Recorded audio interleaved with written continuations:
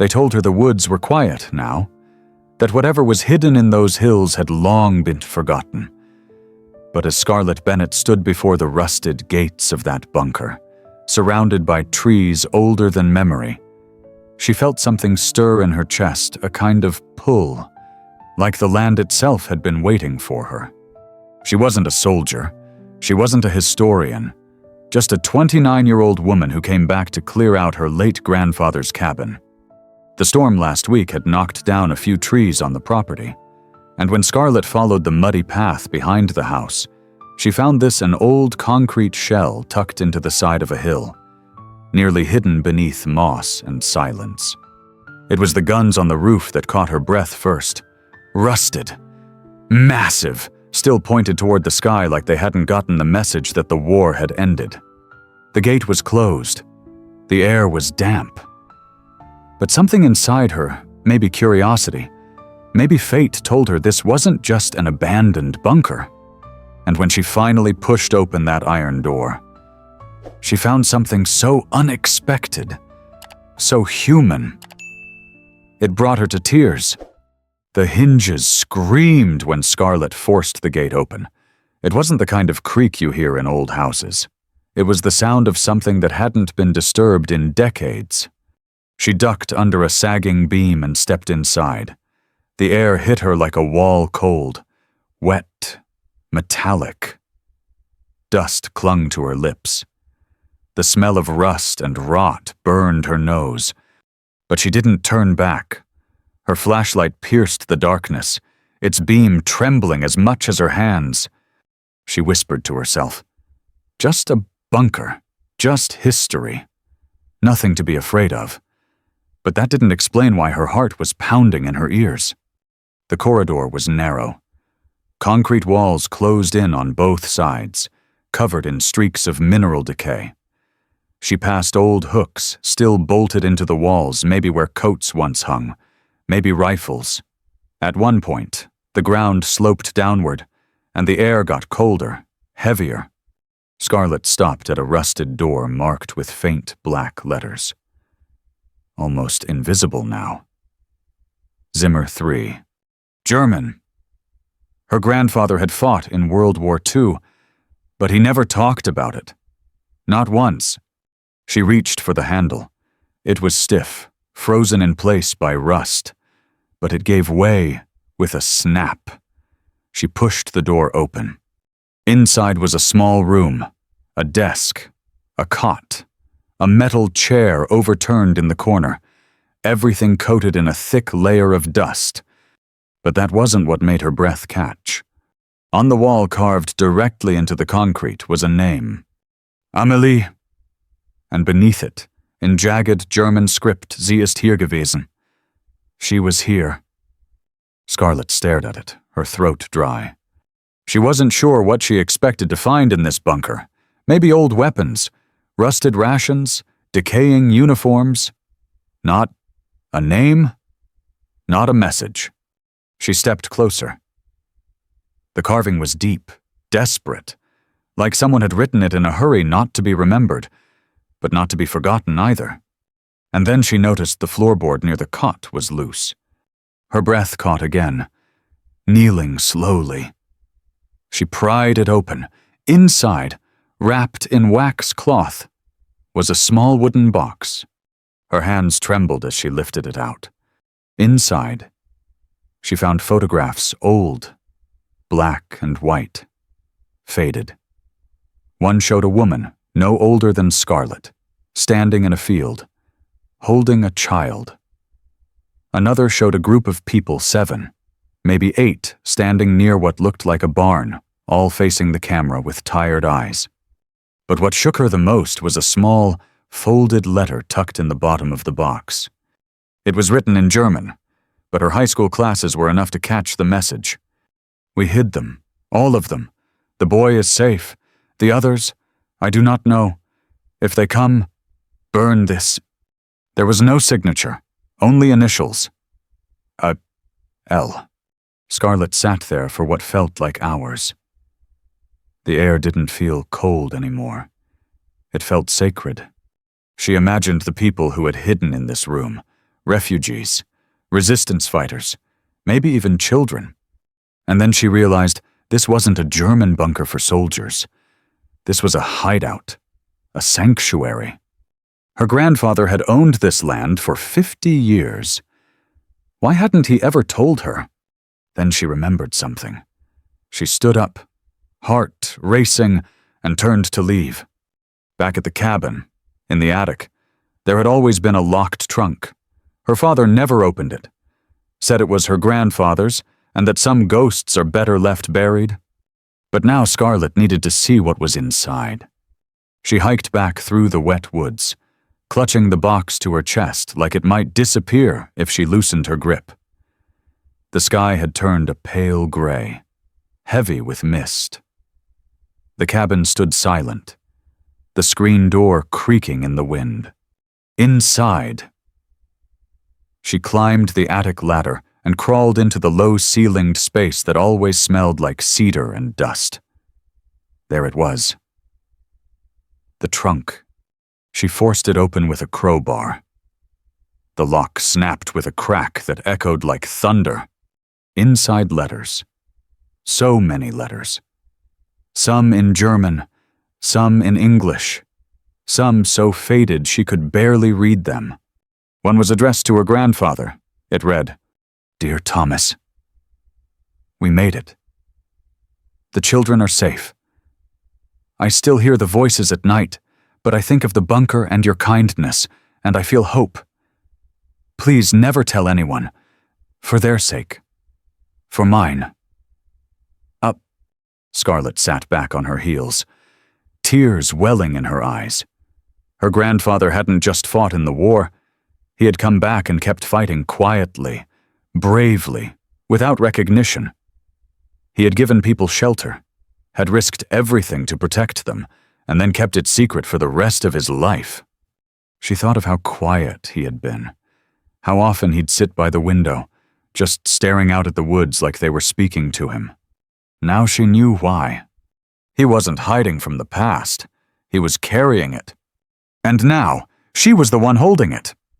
The attic was quiet, but Scarlett's mind wasn't. She sat cross-legged on the dusty wooden floor, surrounded by papers that smelled of time and sorrow. Each envelope, each faded photo, each brittle letter felt like a heartbeat frozen in place. Some were thank-you notes written in trembling script. Others were desperate pleas, unsigned, unaddressed, just words meant to be hidden forever. But none of them were as strange as the one she hadn't opened yet. It was folded 4 times, tightly, not like a letter meant to be read, but one meant to be hidden. The outside was blank, no name, no date. Scarlett hesitated. Her fingers trembled. Then, slowly, she unfolded it. The writing inside was different from the others. Darker, sharper. The words were pressed deep into the paper, as if written by someone whose hand couldn't stop shaking. It said, "They found out. The girl talked. I warned her, told her not to trust the man near the river. He promised safe passage, but he betrayed them. One was taken. The boy. I don't know what happened after. If this letter is found, know this, it wasn't cowardice. I stayed behind so the others could run. I hope that means something." Scarlett felt like the air had left the attic. She read the letter again, and again. The boy, the betrayal, the man near the river. She recognized the initials A. L, same as the first letter she found in the bunker. Whoever this woman was, she had been at the center of it all. She had hidden people, protected them, and then lost one. Scarlett blinked back tears. A life reduced to a few lines on yellowed paper. A child, unnamed. A woman, blamed. A betrayal no one was supposed to know about. She couldn't just sit with this. That night, she couldn't sleep. The sound of the forest outside, normally peaceful, felt heavier now. Like it, too, was holding its breath. So she went back to the bunker. The forest was damp, the ground soft beneath her boots. Mist clung to the treetops. Her flashlight beam danced ahead of her, slicing through fog like a knife. When she reached the bunker entrance, the iron door was still ajar. Still waiting. She stepped inside. Her light found the carved name on the wall again, Amelie, and this time, Scarlett whispered it aloud. "Who were you?" The silence answered. She explored deeper than before, past the first room, further into the darkness. The passage twisted, then opened into a wider space, probably a central chamber. There, tucked beneath an overturned crate, she found something she hadn't seen before. A child's shoe. Tiny, leather, scuffed. Scarlett stared at it, breath stuck in her throat. Was this the boy, the one in the letter? Her hand reached out, hesitant, trembling. She lifted the shoe carefully and found, underneath it, a torn scrap of cloth blue with white stitching, letters embroidered by hand, barely visible. M.L. Scarlett collapsed onto her knees. This wasn't just history, this was personal. She didn't know the boy's name. She didn't know what happened to him, but someone had loved him enough to mark his clothes, to carve a name into a wall, to die protecting his story. That kind of love didn't disappear. Scarlett left the bunker that night with the box of letters pressed to her chest and the shoe wrapped in her coat. When she got back to the cabin, she placed everything gently on the dining table, laid out like a shrine. And then she picked up her phone. She called the local archive, the museum, the college in town, anyone who might know more about WWII resistance efforts in the area. At first, no one answered. But the next morning, her phone rang. The voice on the other end was an older man, calm, curious. "This is Professor Elliot Granger," he said. "You mentioned a letter signed A.L. and a child. May I ask? Where did you find them?" Scarlett told him. Not everything, but enough. The bunker, the shoe, the name Amelie. There was a long pause. Then Miss Bennett, I believe you found something that was never supposed to be found. The professor arrived 3 days later. He brought with him a thin folder and eyes that had seen too much history to be surprised anymore. He examined the letters, the photos, the shoe. "I've seen handwriting like this before," he said quietly, running his fingers over the A.L. note.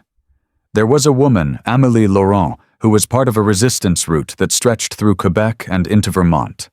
Smugglers, farmers, teachers, people who passed Jewish families across the border during the war. Most of them vanished without a trace. Some were betrayed. Some disappeared willingly to protect others. He looked up at Scarlett. "You may have found one of the last traces of that network." Scarlett didn't know what to say. Her grandfather, the land, the silence, it all made sense now. She walked him down to the bunker. They stood in silence for a long time beneath the overgrown cannons. "I'd like to help you," he said softly. "To preserve this, to tell their story properly." Scarlett nodded, eyes misted with tears. "They deserve that," she whispered. "They were never just ghosts in the ground. They mattered." Scarlett never looked at the cabin the same way again. The peeling wallpaper, the uneven floorboards, the oil lamp her grandfather always kept lit at sunset. They had once been just part of a worn-out home in the woods. Now they felt like pieces of a secret, silent puzzle. Everything meant something. She just hadn't known how to listen before. The morning after Professor Granger left, she sat alone at the kitchen table, staring at a single envelope she hadn't dared open. It had been at the very bottom of the trunk in the attic, separate from the others, sealed with a brittle wax stamp bearing the letter T. Her grandfather's name was Thomas Bennett. She broke the seal. The letter inside was short, shaky, dated July 12th, 1984, the year before Scarlett was born. If someone finds this, then the land has finally let go. I built over the bones of it, but I knew it wouldn't last. There's a boy. There's a woman named Amelie. She came to me with nothing but a photograph and a locket. Said she needed a place no one would think to look. I told her she was crazy. But I let her stay.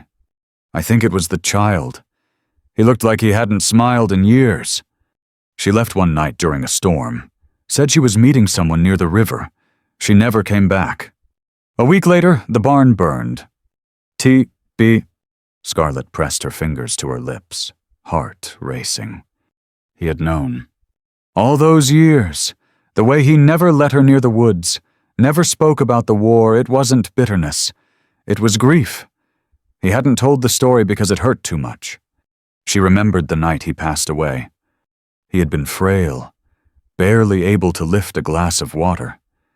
She'd been sitting beside his bed, reading aloud from the paper when he'd opened his eyes and whispered something strange. The boy had stars on his coat. She hadn't understood then. She did now. Later that day, she climbed the hill behind the cabin, the spot her grandfather used to visit every Sunday evening, alone, just as the sun dipped low. She used to think he went there to watch the deer. Now she knew it overlooked the bunker. A quiet vigil. She sat on the flat stone where he always rested, and let the silence wash over her. She thought about Amelie. Not just the name carved into the wall, but the woman, her hands, her voice, the way she must have held that little boy tight in the dark. And then letting go? Scarlett couldn't imagine that kind of courage. She had always believed heroes wore uniforms, medals, dog tags. But this was a different kind of war. It was fought in whispers, in secret handshakes, in passed notes and hidden doors, and in people like her grandfather, a farmer with tired eyes and a quiet sense of right and wrong. That evening, the rain came again.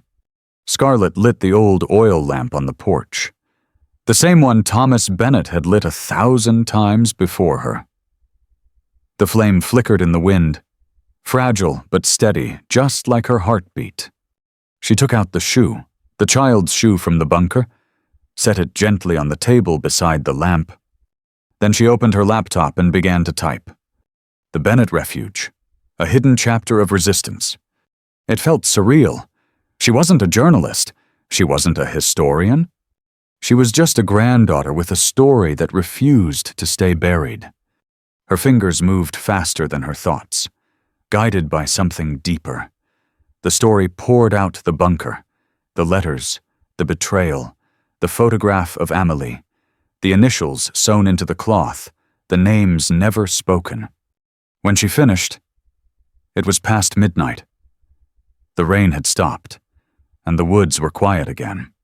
Scarlett stepped out into the yard, barefoot, letting the cold earth anchor her. The trees whispered above her, and in that moment, she swore she could hear children laughing, faint and distant, like a memory passed down through the roots. 2 weeks later, the story was published. Professor Granger had helped her find a platform, an online historical journal focused on resistance movements during WWII. He made only one request, that Scarlett be listed as the author. "This isn't my discovery," he said. "It's yours." Emails flooded in. Historians. Descendants. One woman claimed her grandmother had once spoken of an angel in Vermont who guided her to safety. Another man from Quebec sent a photo of his great-aunt Amélie Laurent with a young boy beside her. Both had vanished in 1943. But what broke Scarlett the most was a message from a woman in Marseille. "My grandfather spoke of a young boy who was never found. He said the man who took him was never held accountable. He always blamed himself. If you have anything, a name, a trace, it would mean everything." Scarlett replied with only a photo, the shoe, and the stitched initials. She never got a second response. But a week later, A handwritten letter arrived in the mail. Inside was a single line. "Thank you. We always wondered if someone had remembered." That fall, Scarlett had a sign carved. She placed it in front of the bunker, near the moss-covered entrance. The Bennett Refuge, 1943. A place of shelter. A place of silence. A place of courage. No fanfare, no news crews, just a plaque and a promise. As the first snow fell across the Vermont hills, Scarlett stood before the door one last time. She traced the initials carved into the wood. A-L. T-B-M-L. So many names never spoken aloud. She placed the child's shoe gently back inside the chamber, beside the box of letters, and whispered, "You're not forgotten." The door closed softly behind her. But the story had already found its way into the light. The first tour request came from a local high school teacher. He had read Scarlett's article and reached out through email, his words hesitant and polite. "My students are learning about WWII, resistance movements. I told them about your grandfather. They want to see where it happened, if that's even possible." Scarlett stared at the message for a long time. She hadn't thought of the bunker as a place anyone would visit. It had felt like a secret, something personal, sacred, maybe even too painful to share. But something about the request stirred something in her. Not pride, not even duty, just clarity. Her grandfather had never asked to be remembered, but now that the truth had surfaced, maybe it needed to breathe. Maybe the bunker could become more than a memory. Maybe it could become a voice. 2 weeks later, 11 teenagers and their teacher stood in a line outside the rusted door. Scarlett had cleared the brush around the path, posted a hand-painted sign on a tree nearby. "Keep quiet. This land remembers." She greeted them with a soft smile and a voice steady with practice. "This isn't a museum," she told them. "There's no electricity, no polished plaques. What you'll see inside is real, and that means it's rough. But every scuff on the wall, every mark you notice, is part of a story someone risked their life to protect." The kids nodded, quieter than she expected. Inside, the bunker smelled of damp stone and memory. Scarlett led them carefully through the narrow corridor, pausing at the carved name in the wall. "Amélie." She ran her hand lightly over the groove, and for the first time, shared what she hadn't yet told anyone else.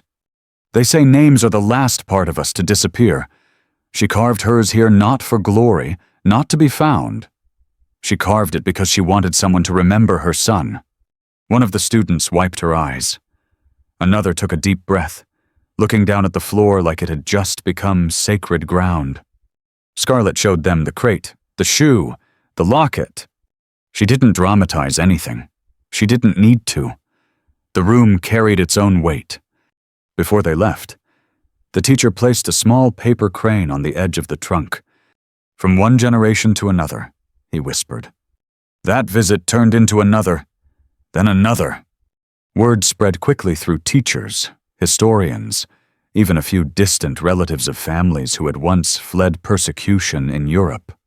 Scarlett wasn't looking to become a guide, but the more people she shared the story with, the more it felt like a calling one her grandfather had started without ever saying a word. One afternoon, she received a letter from a woman in Montreal. Her handwriting was elegant, the kind that looked like it belonged in a different century. "My great-uncle was a border guide. He once told a story about a woman named Amélie who never made it across. He said he saw her once, standing at the edge of the woods with a child in her arms, waiting for someone who never arrived. He never knew what happened to her, but he never forgot the look in her eyes." Scarlett read the letter over and over.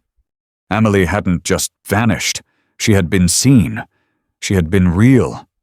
And now somehow she was returning through stories, through people, through names passed between strangers who had never met but shared the same silence. One crisp fall morning, Scarlett stood outside the bunker, holding a clipboard. The town council had approved her proposal to officially designate the site as a historical landmark. She was to meet with preservationists, architects, and a filmmaker interested in turning the story into a short documentary.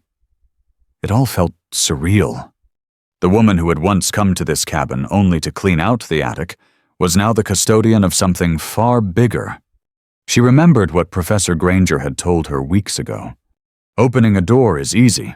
Keeping it open, that takes faith. Scarlett smiled to herself. The door was open now, and it wasn't just the one buried in the ground. That evening, after the crews had left and the paperwork had been signed, Scarlett stood alone in the chamber. She held one last letter in her hands, the one she had kept hidden. Unread. From the beginning. It was addressed to whoever finds this, written in trembling English. Signed only A. She opened it slowly. If you are reading this, I have failed. The boy is gone. The man lied. I should have known. But I wanted so badly to believe there was still kindness left in the world. If anyone survives, it is because of Thomas Bennett. He did what others were afraid to do. He gave without asking. He trusted me. And because of that, for a little while, my son believed in safety. Scarlett couldn't breathe. She clutched the letter to her chest and sank to her knees, the cold stone pressing against her skin. The bunker wasn't just a hiding place. It was hope. And hope, once given, never truly dies. That night, as the wind whispered through the trees, Scarlett lit a candle and placed it at the entrance. She sat beside it, watching the flame flicker in the dark. She thought of her grandfather, of Amélie, of a boy who once stood right here, clutching his mother's hand and trusting the world not to forget him. And then, softly, she whispered into the night, "You were never forgotten, not by the land, not by me, and now, not by anyone." Scarlett had never seen snow fall like that. It drifted through the trees in thick, heavy silence, the kind that hushes the world and demands reverence. She stood in front of the bunker, wrapped in her grandfather's old wool coat, her breath visible in the frigid air. The bunker door was half buried again, just like the day she found it. Only this time, the ground wasn't trying to hide it. It was tucking it in like the earth had finally accepted the truth and was protecting it. Scarlett clutched a letter in her hand. It had arrived that morning, and it nearly broke her. "Dear Miss Bennett, my name is Elise Marceau. I am the granddaughter of Amélie Laurent. We never knew what happened to her, only that she vanished in 1943 with her son, Mathieu. I've spent years trying to piece together fragments, scraps of memory, half-remembered stories, fading photographs. When I read your article, I cried for an hour. You gave us something we never had a place to grieve, and a reason to believe she didn't die in silence." Scarlett reread that last sentence until her eyes blurred. Her hands trembled not from the cold, but from something deeper, something sacred. She knelt in the snow and pressed her palm to the earth. She wasn't alone, she whispered. She was never alone. That night, Scarlett lit the fire in the cabin not because it was cold, but because she needed the comfort of it. The soft crackle, the orange glow, the smell of pine smoke, it reminded her of being a little girl, curled up in her grandfather's lap, listening to stories he never quite finished. She sat at the kitchen table, the candle flickering beside her, and opened the small leather notebook she had found tucked behind a loose board in the attic the week before. It had no name, no date, just short entries, fragments of thought. But one entry, one single page, shattered her. She came back, alone. Her clothes were torn. No boy. She didn't cry, not once. She just stared at me and asked, "Was it worth it?" I didn't know what to say. She stayed in the bunker one more night, in the morning. She was gone. I found her scarf near the river. I never saw her again." Scarlett pressed her hand to her mouth. The pain in those words, not just loss, but helplessness, hit like a wave. She pictured her grandfather standing at that riverbank, calling her name into the wind, knowing he was too late. The door creaked open behind her. Scarlett turned. Startled.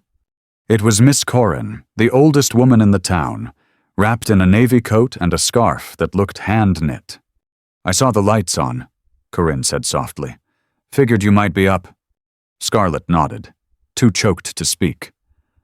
Corinne stepped in, stamping snow from her boots. "I was just a child when it happened," she said after a moment. "But I remember, my father told my mother to keep the curtains shut that week. Said there was trouble on the Bennett land. I didn't understand then. I only knew the grown-ups stopped laughing." Scarlett handed her the notebook. Corinne read it slowly, lips trembling. When she finished, she closed it gently, like something holy. "He carried this for the rest of his life," she whispered. "That weight? So did Emily," Scarlett said. "She buried her grief in that bunker." "No," Corinne replied.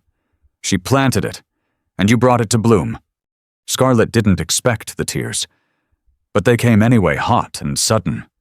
Corinne held her hand across the table. 2 generations. 2 lives separated by time, united by a single truth. That grief, when shared, can become healing. That silence, when broken, can become light. 3 days later, Scarlett stood again in front of the town council. She'd made a decision. "I don't want this place to become a tourist site," she said. "I want it to become a sanctuary and a space for stories, forgotten stories, unfinished stories, true stories. I want children to come here and learn that courage doesn't always wear a uniform, that sometimes it looks like a woman crossing a river at night, or a farmer opening his door, or a granddaughter refusing to stay quiet. Silence, then applause.